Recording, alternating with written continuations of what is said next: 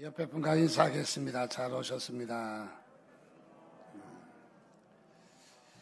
저는 지난 주간에 편지를 한 통 받았습니다. 그래서 편지를 이 시간 같이 좀 나누기를 원하는데 혹시 좀 섭섭해도 이해하시고 들어주시면 고맙겠습니다. 지난 주간에 받은 편지를 제가 읽겠습니다. 길지는 않습니다. 짧습니다. 마지막 작별 인사 드립니다. 아쉽지만 여러분과 함께 했던 시간들을 뒤로하고 저는 이제 떠나려 합니다. 그래도 짧은 시간이지만 오랜 여운을 간직한 채 다음을 기약하고 저 역시 다른 모습, 다른 얼굴로 찾아뵐 수 있는 그날을 기약하며 떠날 준비를 하려 합니다. 저 때문에 힘들고 괴롭고 지친 여러분들에게 무한한 사과와 위로의 말씀을 올리는 바입니다. 모두 건강하시고 저 떠난다고 너무 마음 아파하거나 아쉬워 말아주세요. 저는 막상 떠나려 하니 마음은 내키지 않습니다만 어쩔 수 없이 떠나야만 하는 이 심정 아프기만 합니다. 자, 그럼 모두 안녕히 계세요. 누가 편지를 보냈을까? 예, 이 편지는 누가 보냈느냐만 공개할까요? 떠나려면 조용히 떠나지 교회에 뭐 이런 편지를 다 보내고 떠나나 그렇게 오해하시는 분도 계시더라고요. 저도 그런 마음 동감입니다. 근데 이 편지는 누가 보냈느냐? 2022년 8월 24일 처서를 맞으며 떠나는 폭우와 폭염이 올림. 기대하는 단판이죠. 아주 어느 누가 시험 들어서 떠나는 편지가 아닌가 하는 그런 생각도 혹 가졌을지 모릅니다. 왜 이 편지 의인화시켜서 폭염이와 폭우를 편지를 소개했느냐 하면은 금년에 폭염도 많은 우리에게 어려움을 끼쳤지만은 폭염보다는 폭우, 장대비가 100년여 만에 처음으로 있었다고 그러니까 얼마나 사람들 많이 힘들겠습니까? 그래서 싹 가시고 이제는 폭우와 폭염이가 싹 가고 이제는 안심할 단계가 되지 않았나 해서 격려하는 마음으로 이렇게 편지를 만들어 봤습니다. 실제로 온 편지는 아닙니다. 어쨌든 여러분이 위로가 되시기를 주님의 이름으로 축원드립니다. 사람이 살아가면서 좋은 일만 있으면 얼마나 좋을까요? 걱정, 근심 없이 안 아프고 힘들지 않고 관계도 어렵지 않고 그렇게 살 수 있다면 최상의 삶이죠. 그런 삶을 우리는 또 기대하고 있잖아요. 또 우리가 지금은 그렇게 못 산다 할지라도 그렇게 살 천국을 우리가 그리워 여기면 그 삶이 무척 기대가 되어지고 또 우리가 많이 소망하고 있는 삶이기도 합니다. 자, 그런데 우리가 이 세상 살다 보면은 위기가 있다라는 사실이에요. 위기 없는 사람은 아무도 없다. 위기는 있다. 누구나 다 위기는 있다. 그래서 어떤 사람은 건강에 위기가 있는 사람도 있고요.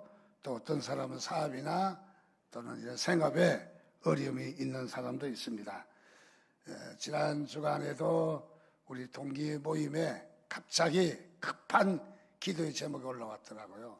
선교사님이신데 간암으로 얼마 남지 않아서 기도해달라고 간절히 부탁하는 그런 기도 제목이 있었습니다.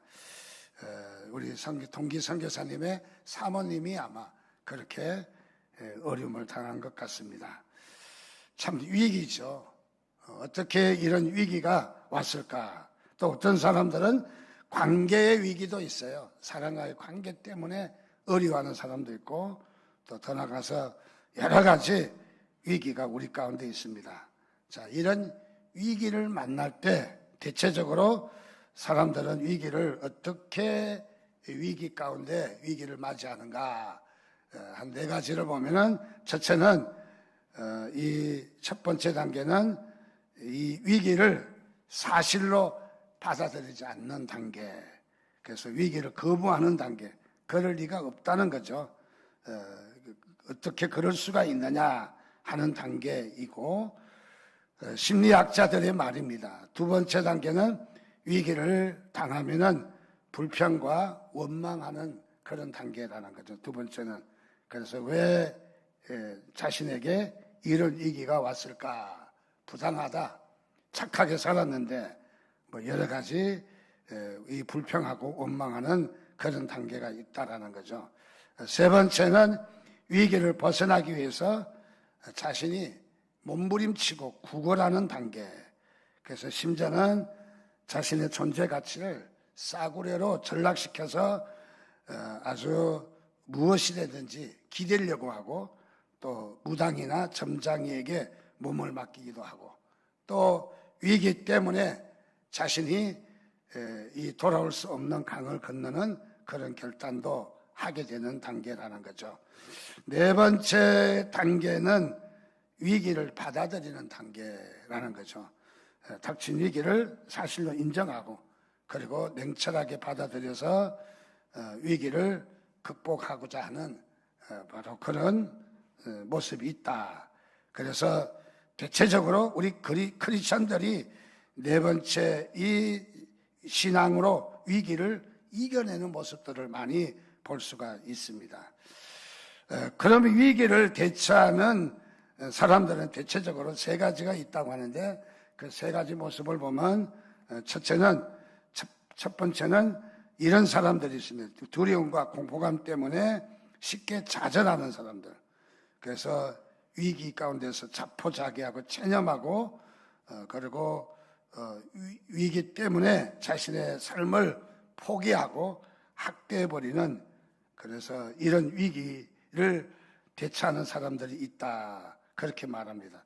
두 번째는 이 위기 가운데 첫째는 두려움과 이 공포감 때문에 휩싸여 있지만은, 두 번째는 자신을 체념하고 포기한 단계.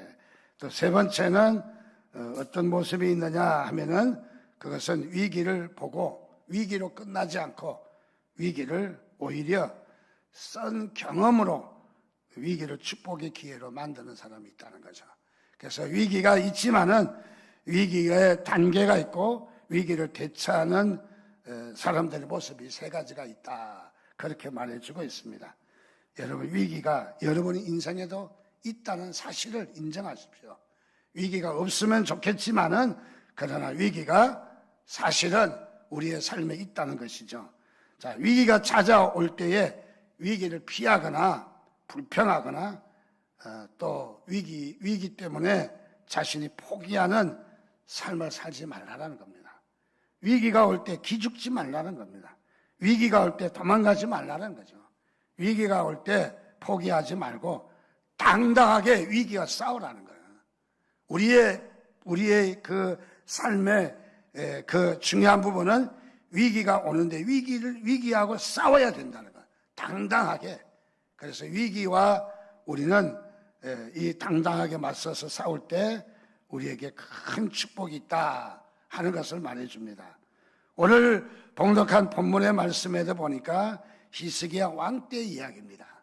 저 아수르 나라, 강대국입니다. 아수르 나라의 사네립이라고 하는 이 왕이 예루살렘과 유다를 침략해 왔습니다. 이 사네립은 군대를 거느리고 예루살렘과 유다를 진격해 들어왔고, 유다 백성들과 히스기야 왕을 위협하고 있습니다. 32장 10절에서 11절 말씀 보니까 아수르 왕 사네립은 이같이 말하노라. 너희가 예루살렘에 애워싸여 있으면서 무엇을 의뢰하느냐. 히스기야가 너희를 깨어 이르기를 우리 하나님 여호와께서 우리를 아수르 왕의 손에서 건져내리라 하거니와 이 어찌 너희를 주림과 목마름으로 죽게 함이 아니냐. 자, 이 히스기야와 이 이사야가 너희를 속여서 하나님이 구해주실 것이다. 어떻게 아수르 왕의 손에서 건질 것이다 하는 말 다 엉터리다 이 말이죠. 그래서 여기에 히스기야와 이사야의 말을 비난하고 무시하고 공격하는 모습이 잘 나타나 있습니다. 이스라엘 나라는 지금 어떤 상태입니까? 이스라엘 나라가 12지파에 의해서 가나안 땅을 정복했지만은 두 나라로 갈라졌습니다. 북쪽에 있는 나라는 이스라엘이라고 그러는데 10개의 지파입니다. 남쪽에 있는 나라는 유다라고 그러는데 달랑 2지파입니다. 그러니까 인구도 얼마 안 되고 땅도 얼마 안 되고 싸울 수 있는 능력은 전혀 없습니다. 오늘 여기에 유다와 예루살렘이라고 말한 것은 지금 남쪽 유다를 점령하겠다는 거예요. 그 북쪽 이스라엘은 어떻게 됐느냐? 이미 먹었다는 거죠. 이미 다 10지파가 되는 북쪽 이스라엘을 다 삼키고 나머지 2지파가 있는 이제 남쪽 유다, 예루살렘 성에 있는 유다를 삼키겠다. 지금 이런 말이죠. 자, 이 가운데 얼마나 연약합니까? 2지파밖에 안 되니까 너무너무 약하죠. 싸울 수 있는 군대가 없습니다. 싸울 수 있는 힘이 없습니다. 아수르는 강대국입니다. 이 강대국을 맞서서 싸운다는 것은 참으로 있을 수 없는 얘기입니다. 그러나 여기에 이 예루살렘과 유다, 특히 히스기야 왕과 그 다음에 이사야 선지자가 여기는 하나님 앞에 부르짖어 기도합니다. 풍전등화와 같은 위기에 놓여 있음에도 불구하고 좌절하거나 포기하지 않고 히스기야 왕과 이사야 선지자는 하나님께 부르짖어 기도합니다. 그리고 하나님께서 도우셔서 이 아수르의 산헤립의 큰 군대를 물리치고 승리하는, 그래서 이 크게 승리하게 되는 이런 일이 오늘 이 말씀 가운데서 잘 나타나 있습니다. 그러면 이렇게 어려움을 당하고 위기를 당했을 때 맞서는 사람들, 이 맞서는 사람들은 대체 어떤 사람들인가? 첫 번째로 보니까 믿음을 가지고 주의 법도를 따르는 사람들이었다. 자, 주의 법도를 따르는 사람, 물론 믿음이 없이는 곤란하겠죠. 믿음을 가지고 주의 법도를 따르는 사람들이었다. 산헤립과 그의 신복들이 히스기야 왕을 위협하고 하나님을 비방하고 그리고 말할 수 없는 위협과 조롱과 백성들을 공포에 떨게 했지만은 이 32장 14절 15절 말씀에도 계속되는 말씀입니다. 이 나의 열조가 진멸한 열국의 그 모든 신중에 누가 능히 그 백성을 내 손에서 건져내었기에 너희 하나님이 능히 너희를 내 손에서 건져내겠느냐 하고 비난하고 있습니다. 자, 이런 가운데에 유다와 이 예루살렘은 말할 수 없는 위기를 맞이하게 되었습니다. 말할 수 없는 큰 위기입니다. 자, 이런 위기에 하나님의 법도에, 하나님의 말씀에 참폭적으로 귀를 기울였다. 시편 119편 109절에 보니까 나의 생명이 항상 위경에 있사오니 주의 법을 잊지 아니하는 나이다. 우리의 생명은 어디 있다고요? 하나님의 말씀이 있다는 거예요. 여러분 믿으시면 아멘 하시기 바랍니다.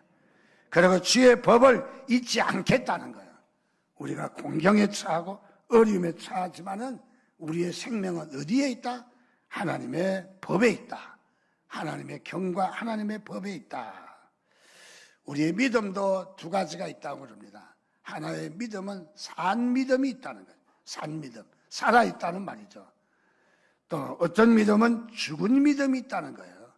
죽은 믿음, 그 믿음의 능력이 없는 죽은 믿음이 있다는 거예요. 어떤 믿음은 산 믿음이고 어떤 믿음은 죽은 믿음인가? 그것은 위기를 만났을 때 당당하게 서면은 살아있는 믿음이라는 거예요. 그래서 위기를 만났을 때 기가 죽어서 쓰러지고 넘어지고 포기하고 그리고 유혹을 받아서 넘어지면은 그건 죽은 믿음이라는 거예요. 자, 우리에게 믿음도 산 믿음도 있고 죽은 믿음도 있다. 여러분 살아있는 산 믿음 가지시기를 주님의 이름으로 축원드립니다. 히스기야가 그렇게 했습니다. 이사야가 그랬습니다. 엘리사도 그랬습니다. 이 믿음이 살아있는 믿음이었습니다. 그 중에 우리가 산 믿음의 인물을 우리가 한번 손꼽아 보면 누가 있을까요? 그 중에 다윗 왕입니다. 다윗 왕이 아마 최고가 아닌가 그런 생각을 갖습니다. 어렸을 때부터 그랬습니다. 양을 지킬 때에도 사자나 곰을 만나서 상대했을 때도 기죽지 않았습니다.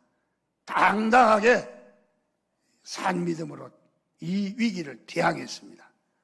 자, 우리의 이 믿음 가운데 중요한 것은 위기를 맞서야 되는 거죠. 집에 기르는 강아지가 별로 힘이 없는 강아지입니다. 또 자그마하고 호랑이가 나타났는데 호랑이한테 덤벼요.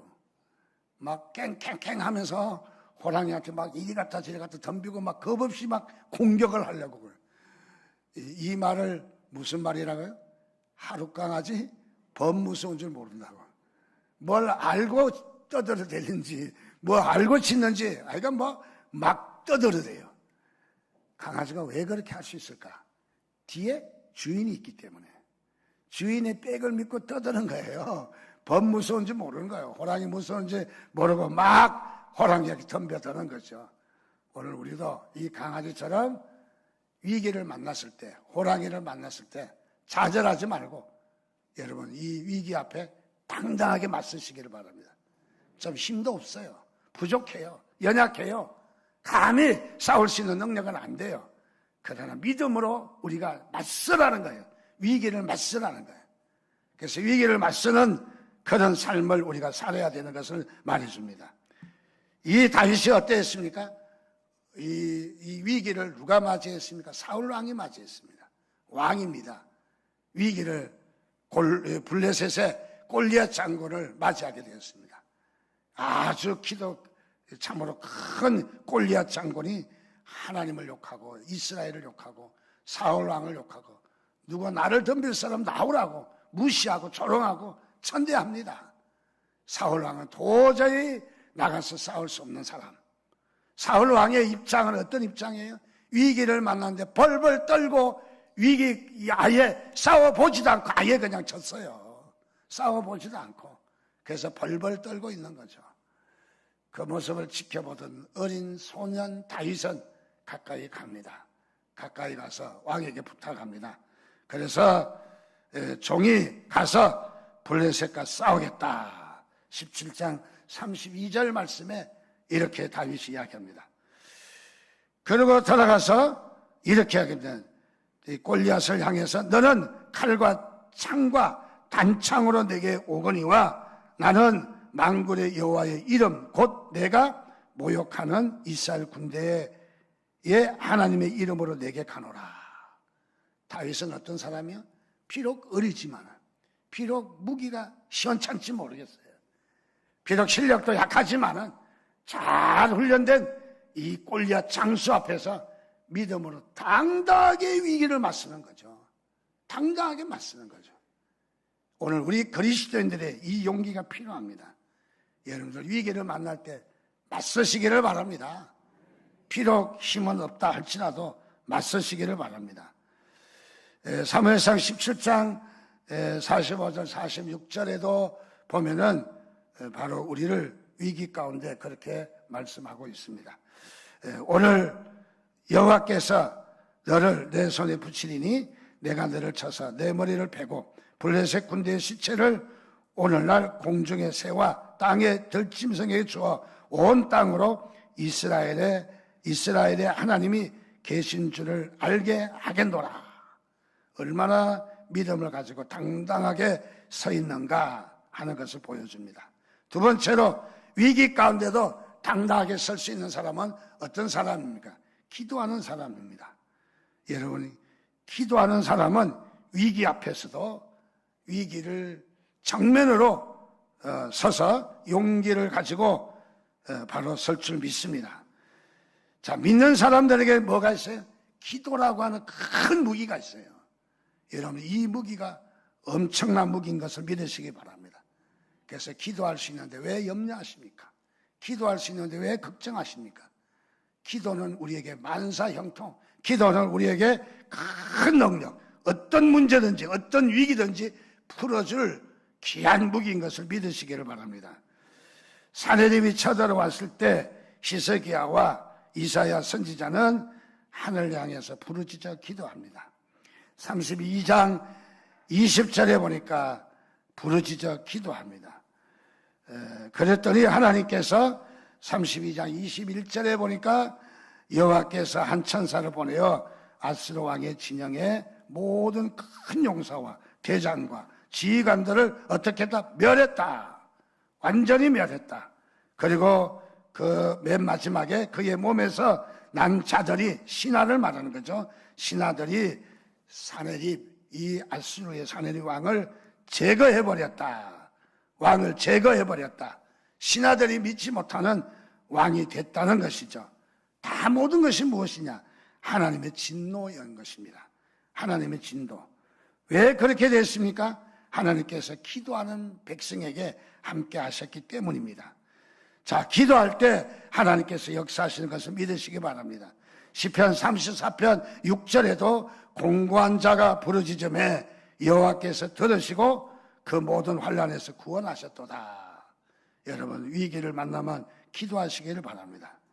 여러분, 기도가 여러분에게 하나님이 주시는 큰 힘이 될 줄 믿습니다. 존 프리벨이라는 사람은 그런 말을 했습니다.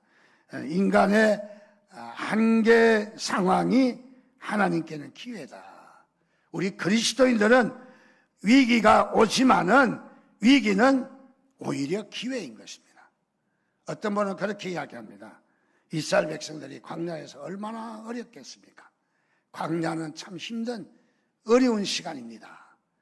그런데 따지고 보면은 광야는 복된 시간이에요. 왜? 하나님이 함께 하셨기 때문에. 먹을 것도 주시고 옷도 주시고 물도 주시고, 그리고 적들과 싸워서 하나님이 다 이기게 하시고, 그래서 광야의 복된 시간입니다. 어떤 성도는 이렇게 얘기합니다. 결혼해서 몇 년 되니까 아이가 하나 둘 노니까 도대체 기도도 못하고 교회도 제대로 못 가고, 마침 교회를 가려고 보따리를 싸서 가려고 하면 아이가 그냥 또 설사를 팍 해가지고 그거 치우느라고 또 시간 다 뺏기고, 뭐 그래서 교회를 못 가서 아이를 어렸을 때 키우는 양육하는 시간에는 신앙이고 뭐고 다 까먹는다. 그래서 이때가 힘든 시간이다. 그렇게 생각할 수 있는데 여러분들 이때는 복된 시간이에요. 여러분 생각을 바꾸셔야 돼요. 어린 생명을 양육하는 귀한 시간이잖아요. 또 들어가서 우리는 하나님께서 크게 역사해 주실 줄 믿습니다. 비록 아이의 엄마가 작은 신음에도 하나님은 응답하시고 하나님은 크게 역사해 주실 줄 믿습니다. 바로 이 기도의 힘을 또 역시 가장 많이 사용한 사람은 다윗 왕입니다. 골리앗이 쳐들어왔을 때 어떤 위협 가운데도 어린 소년 다윗이었지만 당당하게 맞섰습니다. 다른 사람은 벌벌 떨었습니다. 사울 왕도 떨었습니다. 형도 떨었습니다. 그러나 다윗은 떨지 않았습니다. 다윗이 어느 날 시글락에서 다른 지역을 다녀오는 동안에 아말렉이 쳐들어와서 성을 불태우고 분유자들을 잡아가고 이 유대 사람들을 잡아가고 다윗의 아내까지 붙잡아갔습니다. 다윗이 돌아와서 보니까 이게 말이 아닌 거죠. 완전히 다 황무지가 되어버렸습니다. 그래서 다윗이 에봇을 입고 성전에 들어가서 하나님께 뭐 했다? 기도했다. 하나님께 기도했다. 기도해서 여호와께 묻자와 가로되 내가 이 군대를 쫓아가면 미치겠나이까? 저 가서 이기겠나이까? 묻는 거예요. 여호와께서 대답하시되 쫓아가라. 내가 반드시 미치고 정령도로 찾으리라. 하나님께서 기도응답 하셨습니다. 여러분, 기도응답 하시는 하나님이신 걸 믿으시기 바랍니다. 하나님은 여러분의 기도를 외면하지 아니하십니다. 기도응답을 다윗에게 한 것은 오늘 저와 여러분에게도 그렇게 기도를 한다, 그 말입니다. 그래서 다윗은 하나님으로부터 응답을 받았습니다. 600명의 군사를 거느리고 뒤쫓아갑니다. 뒤쫓아가서 다윗의 부인과 가족들과 또 유대 사람들과 아녀자들과 재산과 모든 이 보화를 다 빼앗아서 돌아오게 됩니다. 얼마나 다윗에게는 큰 축복인지 여러분 기도하면 이런 역사가 일어나는 줄 믿으시기를 주님의 이름으로 축원드립니다. 우리가 종교개혁자 마틴 루터를 잘 압니다. 마틴 루터가 그가 친구로부터 기도 제목을 받게 되었습니다. 친구 필립이 이렇게 연락이 와서 병들어 죽게 되었으니 하나님께 기도해 달라는 겁니다. 그래서 마틴 루터는 기도했습니다. 하나님이여 이 기도를 꼭 들으시고 응답해 주셔야 합니다. 왜냐하면 하나님이 내 기도를 들으시지 아니하면 내가 하나님을 신뢰할 수 없게 되잖아요. 기도에 응답해 달라고 그렇게 간절히 기도했는데 친구가 죽음의 위기에서 살아났습니다. 루터는 이렇게 외쳤습니다. 필립이 건강해졌습니다. 그는 거의 죽을 것으로 알았으나 나는 믿고 기도했습니다. 그랬더니 하나님의 기적으로 말미암아 살아났습니다. 루터는 기도의 체험을 하게 되었습니다. 그때 이 기도의 체험의 힘을 가지고 종교 개혁을 바로 성공하는 큰 원동력이 되었다. 그 말인 거죠. 오늘 우리가 기도의 체험을 해야 돼요. 기도의 체험을 해야 더 큰 일을 할 수 있어요. 기도의 체험을 하지 않으니까 가까이 갔다가 뒤로 물러나고 갔다가 물러나고 그저 고기가 입질만 하다 끝나는 거죠. 그런데 우리가 입질만 하지 말고 기도의 체험을 하셔야 돼요. 그래서 기도의 체험을 점점 크게 하신 분들은 나중에는 더 큰 문제, 위기 앞에도 당당하게 서고 당당하게 이겨낼 수가 있는 거예요. 그래서 하나님은 우리에게 기도의 체험은 더 크게 역사하는 하나님의 큰 기회가 된다. 히스기야 왕도 병들어 죽게 되었습니다. 일 좀 할만하니까 병들어 죽게 되자 히스기야 왕이 성전에 들어갔습니다. 얼굴을 벽에다 대고 세상 모든 것 안 돼. 염려, 걱정 다 안 하겠다는 거죠. 오로지 전심으로 기도하겠다는 거죠. 그래서 벽으로 향한 채로 전심으로 기도합니다. 기도했더니 하나님께서 히스기야에게 기도 응답하셨습니다. 생명을 15년간 연장시켰습니다. 그리고 그를 축복해 주셨습니다. 하나님은 기도 응답하시는 하나님이신 것을 믿으시기를 주님의 이름으로 축원드립니다.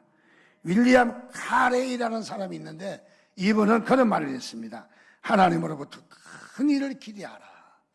여러분이 하나님이 나를 통해서 큰 일 하실 것을 기대하시기 바랍니다. 하실 거야. 하나님은 크게 하실 거야. 나를 크게 들어 쓸 거야. 근데 우리가 의기소침해서 아유 하나님은 뭐 나 같은 건 뭘 들어 쓰겠어. 겸손한 게 아니라 그거는 하나님 앞에 우리가 잘못하는 거죠. 이 칼에 있는 사람은 그런 말은 하나님으로부터 큰 일을 기대하라. 하나님을 위하여 큰 일을 도모하라. 큰 일을 준비하라는 거예요. 큰 일을. 여러분 하나님이 여러분에게 함께 하실 줄 믿습니다. 자, 그래서 우리는 이 위기를 맞이하는 것은 우리를 큰 일을 맡기시기 위한 하나님의 훈련 도장이에요. 훈련. 우리를 좀 더 크게 하기 위해서 훈련하시는 훈련 도장이라는 거죠. 우리나라 요즘 우주 개발, 세계 메디안으로 들어갔다. 참 대단합니다. 우리나라가. 그런데 미국에는 이 우주선을 개발하면서 크게 우주선 사고가 2번 있었어요. 1986년 챌린저호가 박살나서 떨어졌습니다. 그리고 2003년에 콜롬비아호가 폭발해서 7명의 우주 비행사가 생명을 잃고 또 여러 가지 탐사 자료가 다 소실되고 그래서 미국 국민은 물론 온 나라가 참으로 슬퍼하는 그런 시간을 가진 적도 있습니다. 2003년 콜롬비아호가 사고 나기 약 20년 전, 20여 년쯤 이런 일이 있었습니다. 아폴로 13호, 우리가 아폴로 11호 잘 기억하죠? 아폴로 13호가 달을 향해서 발사했습니다. 달을 향해서 발사했는데 얼마 안 돼서 사고가 발생했습니다. 아폴로 13호는 지구로부터 20만 마일 떨어진 곳에 곳에서 산소통이 깨져버렸습니다. 산소가 없는 거죠. 더 이상 비행이 어려워졌습니다. 어떤 기술로도 해결할 수 없는 경지에 이르게 되었습니다. 그래서 이 우주 비행사들이 죽어가고 모든 것이 다 수포로 돌아갈 위기에 처했습니다. 미국 국민은 고장난 우주선을 몰고 오는 비행사들을 위해서 오전 9시부터 기도하기 시작했습니다. 대통령도 기도했습니다. 대통령을 비롯해서 온 백성들이 기도했습니다. 비행사들도 우주선 안에서 기도했습니다. 얼마 후에 아폴로 13호는 태평양에 무사히 귀환했습니다. 여러분, 이 두 개의 사건을 통해서 배울 수 있는 것이 있습니다. 똑같이 고장은 났지만 어떤 아폴로 13호는 살아서 돌아왔는데 나머지 우주선은 살지 못하고 죽었습니다. 이 사고를 수습할 수 없었습니다. 그러면 차이점은 무엇일까요? 아폴로 13호는 기도할 때 하나님께서 도우시는 것을 발견합니다. 아폴로 13호 비행사들은 미리 대기하고 있던 미 해군 군함에 의해서 구조되었습니다. 그들은 갑판 위에서 해군 군목의 손을 잡고 기도했습니다. 하나님 감사합니다. 주님을 찬양합니다. 그리고 그 달에 미국의 유명한 잡지 타임지라는 잡지가 있는데 이 잡지에 군목의 손을 잡고 기도하는 사진이 정면에 탁 실리게 되었어요. 얼마나 하나님이 기뻐하실까요?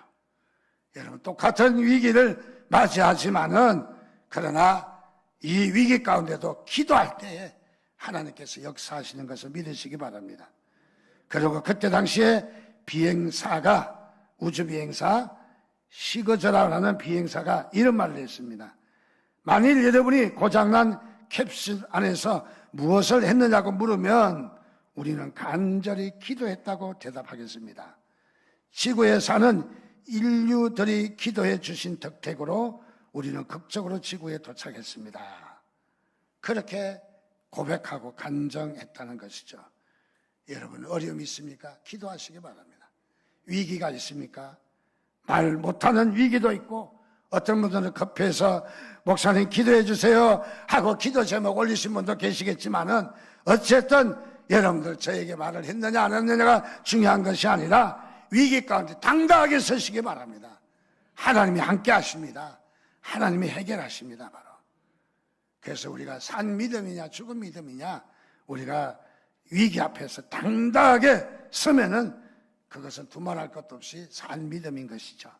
마지막으로 그러면 우리가 이렇게 믿음 앞에 위기 앞에 당당하게 설 수 있는 이 사람은 어떤 사람인가?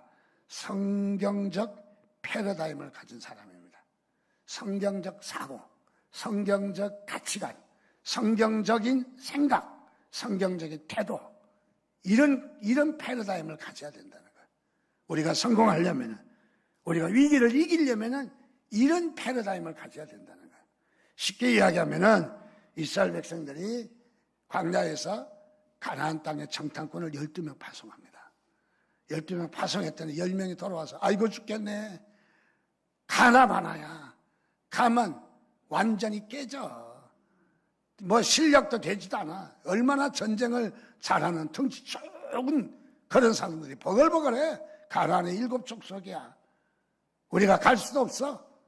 가봤자 우리는 다 그들의 완전히 그냥 밥이지. 아무것도 아니지. 그래, 그렇게 하는 10명의 정탐꾼. 그 소리를 듣자마자 이스라엘 백성들은 통곡하고 눈물을 흘립니다. 여태까지 우리가 어렵게 2년 동안 찾아온 이 길을 이제는 수포로 돌아갔다. 좌절하고 낙심하고 비하하고 그야말로 포기하고 그렇게 되었습니다. 그런데 그 중에 2명은 살아있는 산미를 가졌어요. 여호수아와 칼렙. 그는 어떻게 했습니까? 아닙니다. 가보니까 하나님이 주셨습니다.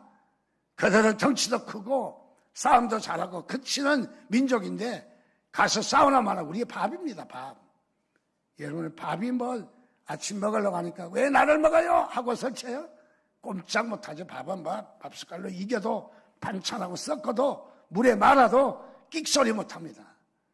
그들은 우리의 호구라는 거예요. 호구라는 거야. 자, 이 생각, 이 어떤 생각이냐? 성경적 사고관이에요. 성경적 가치관이에요. 여러분, 성경적인 패러다임이에요. 우리 그리스도인들이 기도도 많이 하고 성경도 많이 봐야 되지만 패러다임을 전환해야 돼요. 패러다임을 바꾸지 않으면 우리가 승리할 수 없다는 거죠. 그래서 우리는 이런 승리의 패러다임을 가지고 있느냐? 민수기 14장 여호수아의 말을 들어봅시다. 오직 여호와를 거역하지 말라. 또 그 땅 백성을 두려워하지 말라. 그들은 우리의 밥이다. 그들의 보호자는 그들에게서 떠났고 여호와는 우리와 함께 하시느니라. 그들을 두려워하지 말라.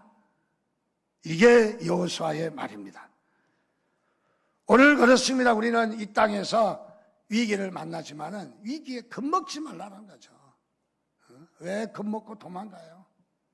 벌써 벌벌 떨지 말라는 거죠. 위기 앞에 여러분 도전하시기 바랍니다. 산 믿음으로 도전하면 더 큰 일을 행하는 거예요. 더 큰 일을. 그래서 우리는 더 큰 일을 행합니다. 여러분, 위기의 도매집, 위기의 공장 하면 누구예요? 에이브람 링컨이에요. 이 사람 위기와 실패가 그의 생에 완전히 도배를 했어요.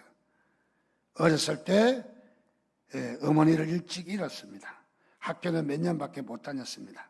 독학으로 공부해서 법원 서기에 응시했지만 낙방에 떨어졌습니다. 사업을 하다가 동업자에게 배신당해 파산당했습니다. 사랑하는 아내를 만났는데 일찍 세상을 떠났습니다. 하원 의원에 출마했는데 한 번은 당선됐는데 두 번째 재선에는 실패했습니다. 국유지 관리국에 취직하려고 응시했다가 실패했습니다. 상원 의원에 출마했는데 낙선했습니다. 부통령에 출마했는데 떨어졌습니다. 39번 실패를 당했습니다. 39번. 여러분 39번 아니잖아요. 여러분 그래도 에이브람 링컨보다 낫습니다. 39번 실패한 에이브람 링컨입니다. 그런데도 보십시오. 39번이 밑거름이 되어서 39번이 기초를 다져서 역대 일의 최고의 대통령이 됐어요. 노예를 해방하고 그야말로 기초를 닦아놓는 훌륭한 대통령이 되었던 것이죠. 훌륭한 대통령은 그냥 나오지 않아요. 말할 수 없는 고난 가운데서 나온다는 거죠. 여러분에게 하나님은 종종 고난을 원하실 때도 있어요. 왜요? 더 크게 쓰시려고 해서. 오늘 저는 여러분에게 말씀드리고 싶습니다. 위기라고 하면 영어로 크라이시스라고 해요. 독일어는 크리시스, 히라보에도 크리시스라는 말인데 이 말은 위기라는 말이지만은 다른 말로 하면 선택이라는 말과 같아요. 그러니까 위기는 선택이다 이 말이에요. 의원이 같다는 말이죠. 그래서 위기를 맞이한 것은 어떻게 우리가 선택하느냐가 중요한 거죠. 선택 잘하면 그럼 저 위기 아무것도 아니라는 거죠. 오늘 저는 여러분에게 말씀드립니다. 어려움이 있습니까? 고난이 있습니까? 두려워하지 마시기 바랍니다. 좌절하지 마시기 바랍니다. 하나님 앞에 기도하시기 바랍니다. 하나님의 말씀의 토대에 의해서 그리고 하나님의 패러다임으로 도전하시고 위기 앞에서 우리 그리스도인들이 비겁하게 그냥 나가서 떨어지지 말라는 거예요. 아예 초반부에 링 위에 올라가지도 않아서 이미 그냥 깨졌어 다. 그게 아니라 힘이 약해도 올라가서 싸워야 되는 거예요.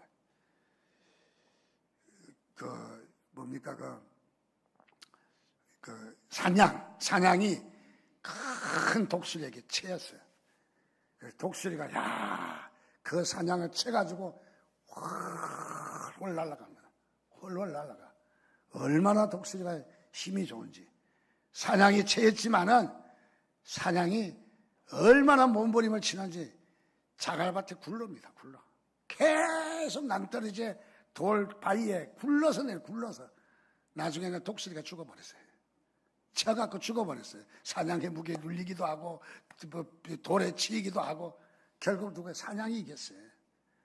여러분들 이 사냥 카젤이 사자들 이기는 경우도 있더라고요. 뭐 사자가 동물의 왕이라고? 내가 보기에는 카젤이 왕이더라고. 막 사력을 다하니까 앞으로 차, 뒤로 차, 옆으로 차, 밑으로 차, 우로 차, 막 별거 다 하니까 막 사자가 취해가지고 막 나가 떨어지더라고요. 여러분들 우리 그리스도인들은 위기 앞에 좌절하지 마시기 바랍니다. 도전하시기 바랍니다. 승리는 누구의 것? 목사님의 것? 내 것입니다. 승리는 누구의 것? 기도하겠습니다. 우리 한 목소리로 같이 간절히 기도합니다. 기도할 것은 하나님 우리에게 위기를 벗어나게 해주시고 위기를 반드시 우리가 벗어나되 말씀과 기도와 패러다임으로 성경적 패러다임으로 우리가 승리하기를 원합니다. 그래서 우리에게 이 닥쳐진 위기를 이 어려움을 이 고난을 이 시련을 이 아픔을 이기게 해달라고 우리 주여 한번 부르고 우리 간절히 뜨겁게 기도하겠습니다. 주여